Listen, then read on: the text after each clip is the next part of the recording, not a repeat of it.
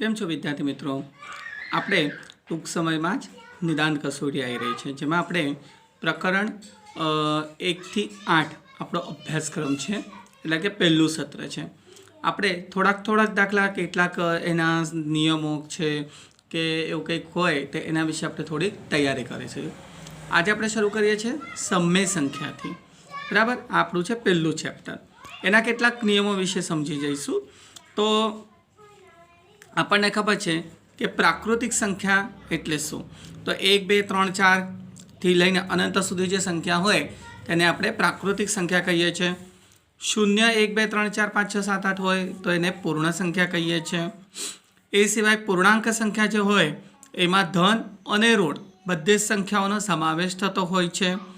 સમય સંખ્યા એટલે 3/2, 7/2, પછી માઇનસ હોય, પ્લસ હોય, આ બધી સંખ્યાઓનો આમાં સમાવેશ આપણને જોવા મળતો હોય છે. જેના આપણે નિયમો સમજી લઈએ અને ગુણધર્મો સમજી લઈએ તો પહેલો જે છે સમય સંખ્યાનો ગુણધર્મ, એમાં સમૃદ્ધતાનો ગુણધર્મ છે, જેમાં પૂર્ણ સંખ્યાઓ વિશે સમજીશું. સરવાળાનો નિયમ છે કે 0 + 5 કરે તો જવાબ 5 મળે. 4 + 7 કરે તો જવાબ શું મળશે? 11. એટલે પૂર્ણ સંખ્યાનો સરવાળો હંમેશા પૂર્ણ સંખ્યા જ હોય. આ છે સમૃદ્ધતાનો સરવાળોનો નિયમ. બાદબાકીની ક્રિયામાં પણ પૂર્ણ સંખ્યાનો સમૃદ્ધતાનો નિયમ હોતો નથી. જ્યારે ગુણાકારમાં પૂર્ણ સંખ્યા જે હોય એ સમૃદ્ધતાનો નિયમ હોય છે, એટલે પૂર્ણ સંખ્યાનો પૂર્ણ સંખ્યા જ જવાબ મળે છે. અને ભાગાકારની પણ ક્રિયામાં સમૃદ્ધતાનો ગુણધર્મ હોતો નથી. હવે આપણે પૂર્ણાંક સંખ્યામાં જો જોઈએ તો સરવાળામાં આ જે નિયમ છે એ પૂર્ણાંકનો સમૃદ્ધતા નિયમ હોય છે. બાદબાકીમાં પણ પૂર્ણાંકનો સમૃદ્ધતાનો નિયમ હોય છે. એ સિવાય ગુણાકારમાં પણ સમૃદ્ધતાનો નિયમ હોય છે, પણ ભાગાકારમાં ક્રિયામાં પૂર્ણાંકનો સમૃદ્ધતાનો નિયમ હોતો નથી. બરાબર છે. ક્રમના ગુણધર્મોની વાત કરીએ તો સરવાળામાં 0 + 7 કરે કે 7 + 0 કરીએ તો આપણને જવાબ 7 જ મળે. એટલે સરવાળાની ક્રિયામાં ક્રમના ગુણધર્મોનું નિયમનું પાલન થતું હોય છે, પણ બાદબાકી, ગુણાકાર અને ભાગાકારમાં સમૃદ્ધતાના ગુણધર્મોનું પાલન થતું નથી. બરાબર છે.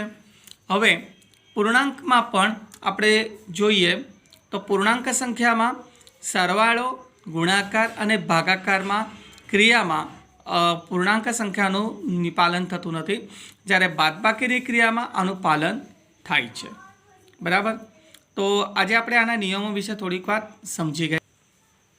જૂથના ગુણધર્મો વિશે જો આપણે સમજીએ તો સરવાળો અને બાદબાકીમાં જૂથના ગુણધર્મનું પૂર્ણ સંખ્યામાં પાલન થતું નથી, પણ ગુણાકાર અને ભાગાકારની ક્રિયા માટે જો જોવા જઈએ તો ગુણાકારની ક્રિયામાં એનું પાલન થાય છે, પણ ભાગાકારની ક્રિયામાં થતું નથી. જ્યારે પૂર્ણાંક જે સંખ્યા છે તો પૂર્ણાંક સંખ્યાઓ માટે સરવાળામાં એનું પાલન થાય છે, પણ બાદબાકીમાં એનું પાલન, એટલે કે આ ક્રિયાનું ગુણધર્મનું જે જૂથનો ગુણધર્મ છે એનું પાલન થતું નથી.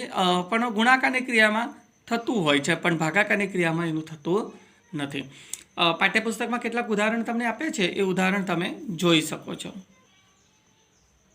સંખ્યાની જો વિરોધી સંખ્યા વિશે આપણે જો જોઈએ તો -1, તો -1ની વિરોધી હોય +1, એટલે કોઈ પણ પ્લસ સંખ્યા હોય એનો વિરોધી જોવા જઈએ તો માઇનસ હોય છે. આપણે બીજા પ્રકરણની વાત કરીએ, એક ચલ સુરેખ સમીકરણ. તો એના વિશે આપણે વાત કરીએ તો આપણે એમાં સૌથી પહેલાં તો જોઈએ તો 2x આ ચલ છે, 3 એ સમતા છે, અને 2x - 3 = 7 એ સમીકરણ છે. તો 2x - 3 એ ડાબી બાજુ છે અને 7 આ જે છે એ એની જમણી બાજુ છે. તો ક્યારેક પણ બરાબરની ચિહ્ન હોય તો એ સમતાની ડાબી બાજુના પદને ડાબી બાજુના પદ કહેવાય, ને જમણી બાજુના જે પદ હોય તેને આપણે જમણી બાજુના પદ કહીએ છીએ.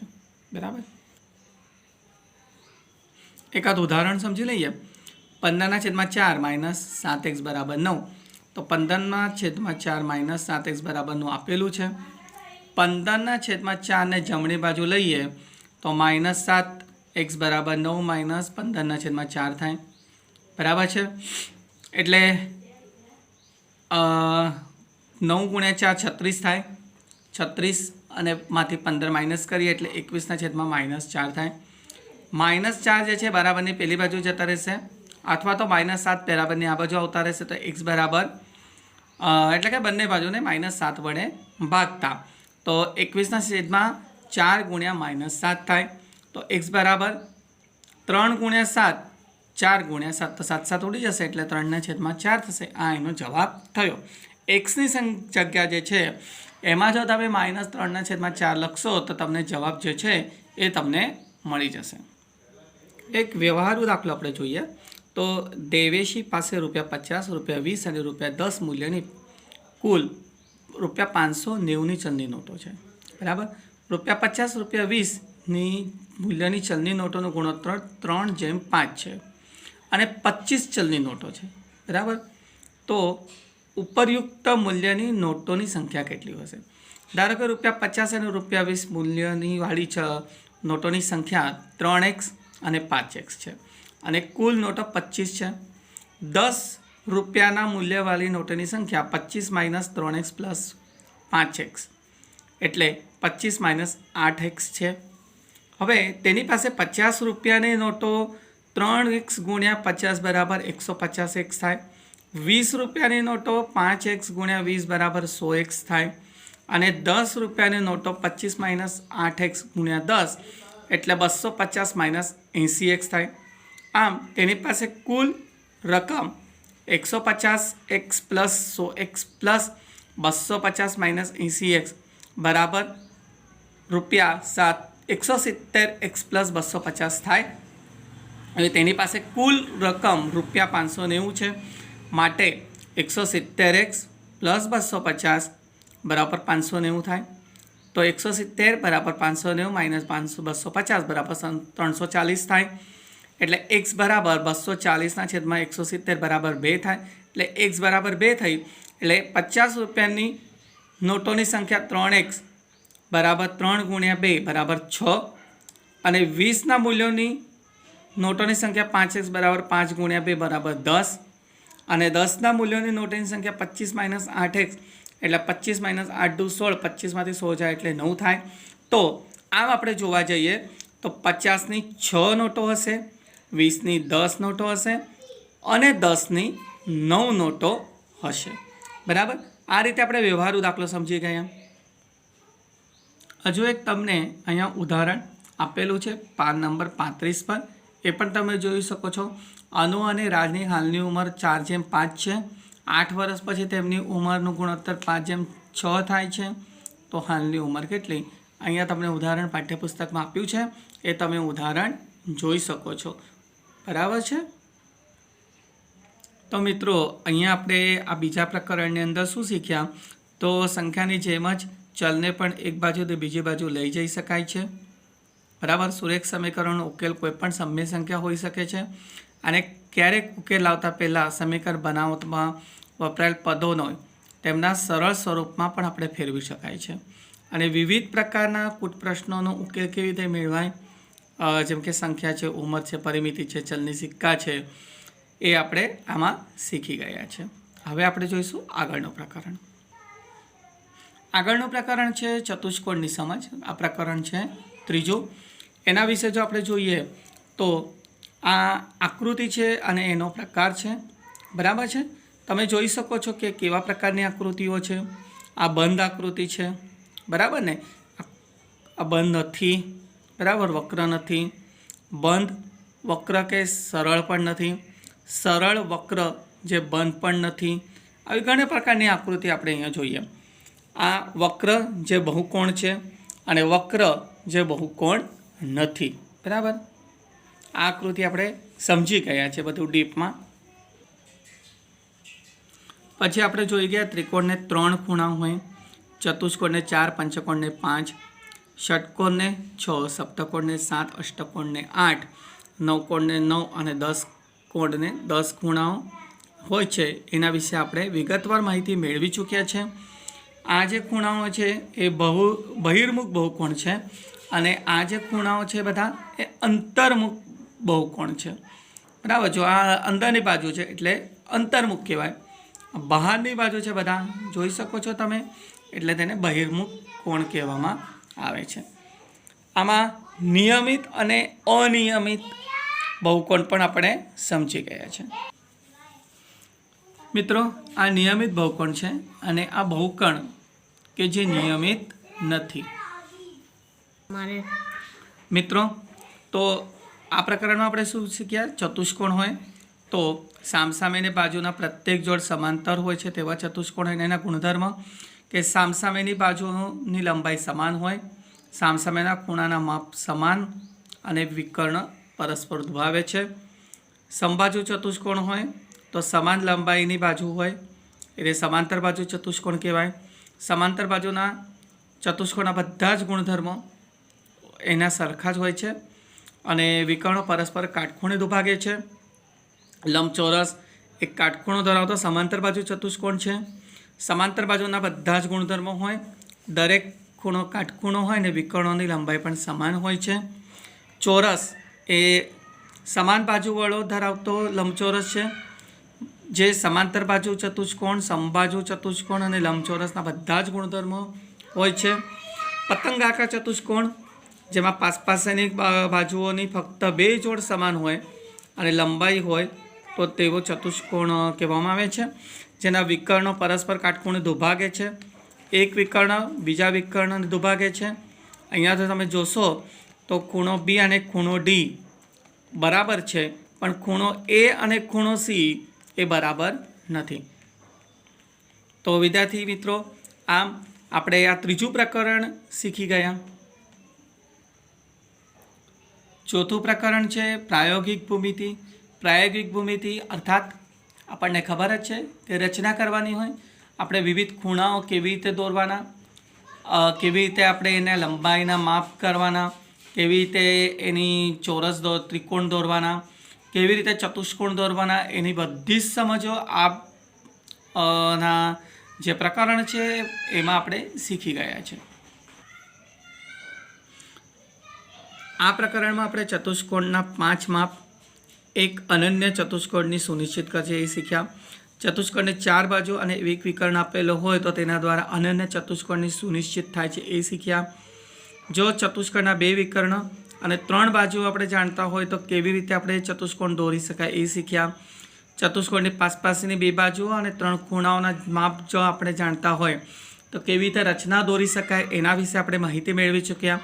3 બાજુઓ અને 2 અંતર્ગત ખૂણાઓ આપ્યા હોય તો એક અનન્ય ચતુષ્કોણ સુનિશ્ચિત થાય છે તેના વિશે પણ આપણે સમજી ગયા.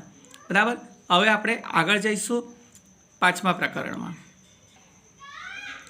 મિત્રો, 5મું પ્રકરણ અર્થાત જ માહિતીનું નિયમન, જેમાં આપણે ચિત્રાલેખ શીખી ગયા હતા. બરાબર છે ને? આ રીતે આલેખ કેવી રીતે દોરવાનો એની સમજ આપણે વિડીયોમાં મેળવી ચૂક્યા છે. આ રીતે લંબાલેખ હોય તો દ્વિલંબાલેખ કેવી રીતે દોરવાનો એની સમજ પણ આપણે મેળવી ચૂક્યા છે. વર્ગીકૃત માહિતી આપેલી હોય તો એના પરથી આપણે કેવી રીતે એ આવૃત્તિ ચિહ્ન કરવાનું છે એ આપણે શીખી ગયા. લગભગ આ તમને મેં બતાવી રહ્યો છું એના પરથી તમને ખબર પડી જશે. થોડુંક પુનરાવર્તન તમે કરી ચૂક્યા જ હશો. આ રીતે આપણે આલેખ વિશે માહિતી મેળવી ચૂક્યા છે. સ્તંભાલેખ વિશે પણ આપણે માહિતી મેળવી ચૂક્યા છે. આ આલેખ તમને તમારા પાઠ્યપુસ્તકમાં આપ્યા જ છે. તમે થોડાક એના રિવિઝન એટલે કે પુનરાવર્તન કરી શકો છો. વર્તુળાલેખ અર્થાત પાઇચાર્ટ વિશે પણ સમજ આપણે મેળવી દીધી છે. અર્થાત મેં આના દાખલાનું પણ પુનરાવર્તન તમને કરાયું જ છે. મિત્રો, તમને ખબર જ હશે કે 360નો આખો વર્તુળ હોય છે અને એના ભાગમાં પર્સન્ટેજ આપ્યા હોય તો કેવી રીતે ડિવાઈડ કરવાના, એના ખૂણા અંશ ભાગ કાઢવાનો, અંશ ભાગ કાઢ્યા પછી આપણે કેવી રીતે આ રીતે એને કરવાનો છે. આકૃતિ દોરીના વર્તુળ તમને આપેલું હોય, 160 અંશનો ખૂણો હોય છે. બરાબર. કોણ માપકથી તમે કેવી રીતે આને ડિવાઈડ કરો છો એના વિશે તમે સમજી ગયા છો. અહીંયા એક ઉદાહરણ તરીકે મેં તમને મૂક્યું જ છે।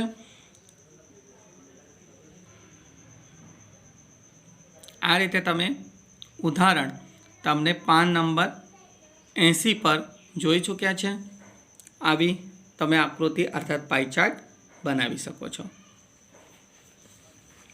ત્યારબાદ આ પ્રકરણમાં તમે સંભાવના વિશે શીખી ગયા।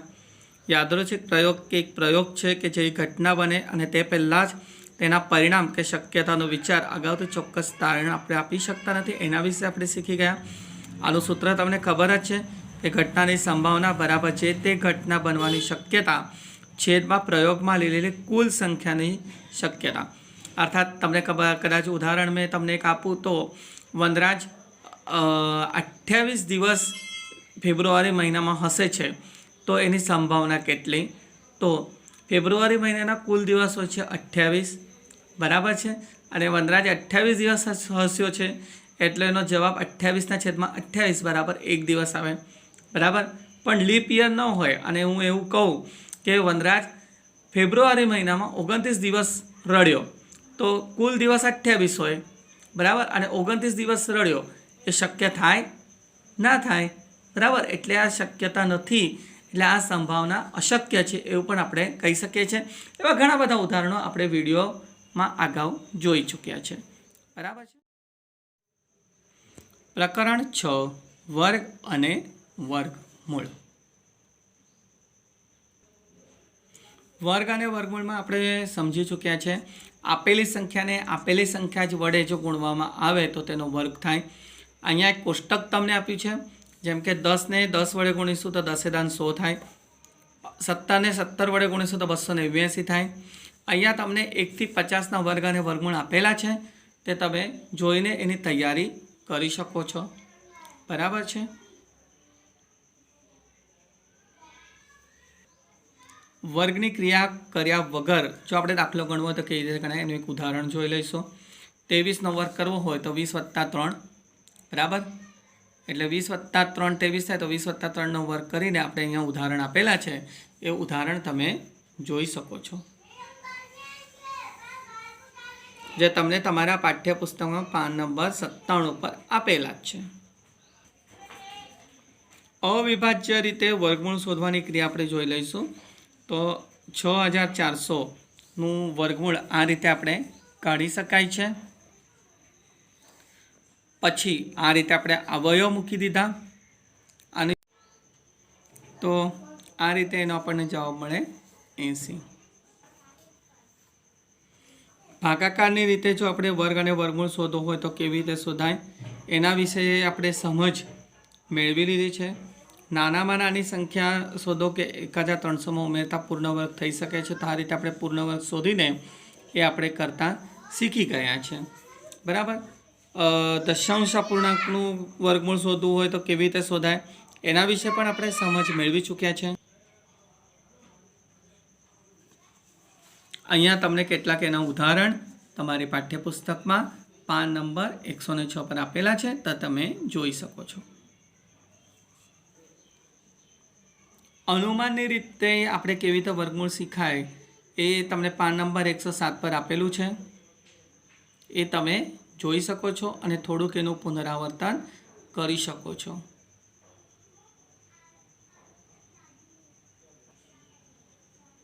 સાતમું પ્રકરણ ઘન અને ઘનમૂળ।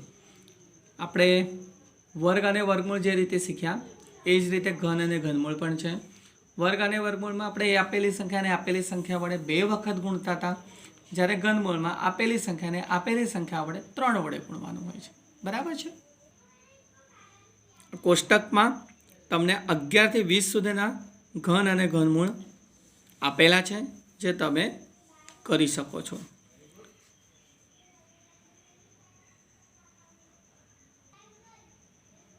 એ સિવાય આપણે જૂથ બનાવીને કેવી રીતે કરાય એના વિશે માહિતી મેળવી।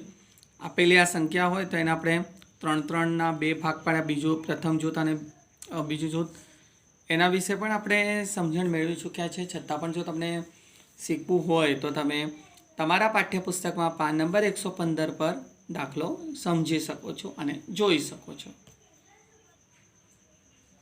તો વિદ્યાર્થી મિત્રો કોઈપણ સંખ્યા તેની તે જ સાથે 3 વાર ગુણવાથી મળતી સંખ્યાને તેનો ઘન કહેવાય. જેમ કે 1 × 1 × 1 1, 2 × 2 × 2, 2 × 4 = 8, 3 × 3 × 3, 3 તારી 9 તારી 27 બરાબર છે.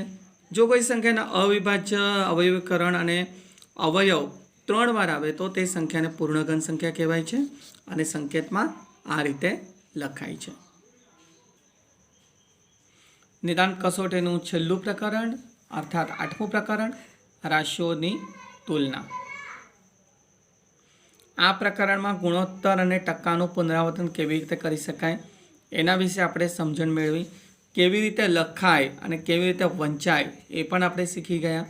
આ રીતે લખાય અને આ રીતે વંચાય એના વિશે આપણે માહિતી મેળવી ચૂક્યા છે. એ સિવાય આપણે ટકાવારીમાં વધારો કે ઘટાડો શોધવો હોય તો નફો ખોટના ઉદાહરણ લઈને આપણે કેવી રીતે શોધી શકાય એના આપણે ઉદાહરણ જોયા છે, જે તમને પાન નંબર 120 પર તમને જોવા મળશે. એ સિવાય આપણે વળતર વિશે પણ સમજી ગયા કે વળતર એ છાપેલી કિંમત પર આપેલો ઘટાડો છે. વળતર એ ગ્રાહકોને વસ્તુઓ ખરીદવા માટે આકર્ષિત કરવા કે વસ્તુનું વેચાણ વધારવા માટે થતું હોય છે. છાપેલી કિંમતમાંથી વેચાણ કિંમત બાદ કરતાં મળતી વસ્તુ જે હોય છે એ હોય છે વળતર. એ છાપેલી કિંમતમાંથી વેચાણ કિંમત બાદ કરીને થતું હોય છે.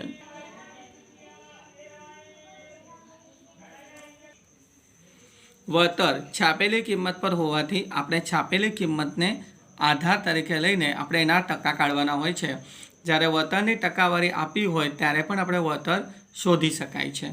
તો આ રીતે અહીંયા કેટલાક ઉદાહરણો તમને પાઠ્યપુસ્તકમાં આપ્યા છે જેનો તમે અભ્યાસ કરી શકો છો. મિત્રો નફો ખોટ વિશે પણ તમે સમજી ગયા છો.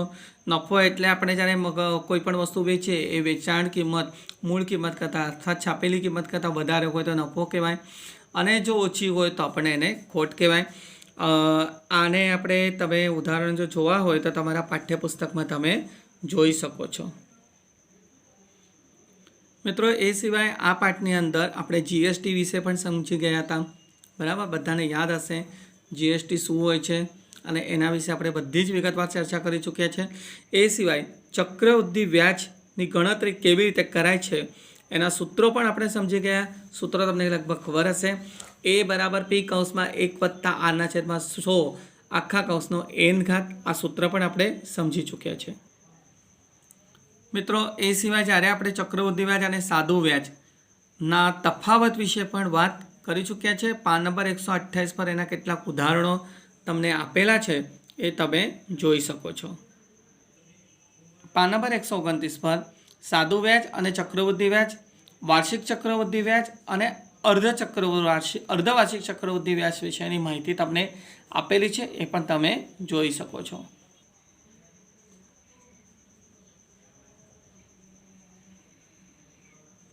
આ એના ઉદાહરણો છે. તો મિત્રો વળતર એટલે છાપેલી કિંમતમાં આપેલી છૂટ. વળતર બરાબર છાપેલી કિંમત માઇનસ વેચાણ કિંમત. જ્યારે ટકાવારી આપી હોય ત્યારે વળતર શોધી શકાય છે.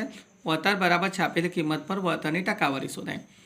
વસ્તુ ખરીદ્યા બાદ જે વધારાનો ખર્ચ થતો હોય તે મૂળ કિંમત સાથે જોડવામાં આવે તેને પડતર કિંમત કહેવાય, જે ખરીદી કિંમત અને વધારાનો ખર્ચ તરીકે આપણે લઈએ છીએ.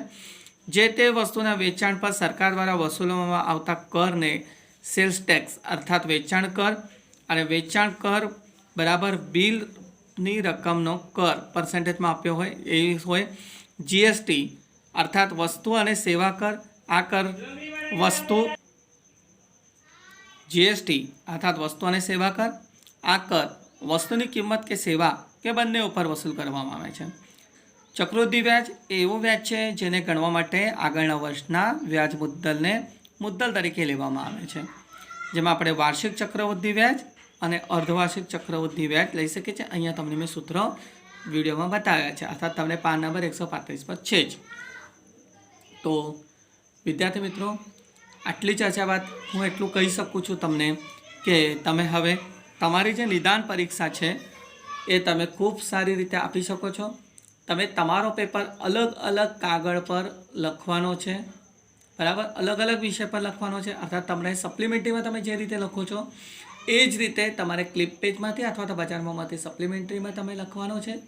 તમને જે તારીખ આપી છે એ તારીખે જ તમારે જમા કરવાનો છે અને ચોક્કસ જ કે તમારે એના પર તમારું નામ અને ધોરણ અને તમારું શાળાનું નામ કમ્પલસરી લખવાનું રહેશે, જેથી આ અમે આગળ ચેક કરવા આપી શકીએ છીએ. તો નિદાન કસોટીની આટલી તૈયારી આટલા વિડીયોમાંથી તમે કરી શકશો એવી હું આશા રાખું છું. ફરી મળીશું, ત્યાં સુધી થેન્ક યુ અને બેસ્ટ ઓફ લક. કમ્પલસરી નિદાન કસોટી આપવી.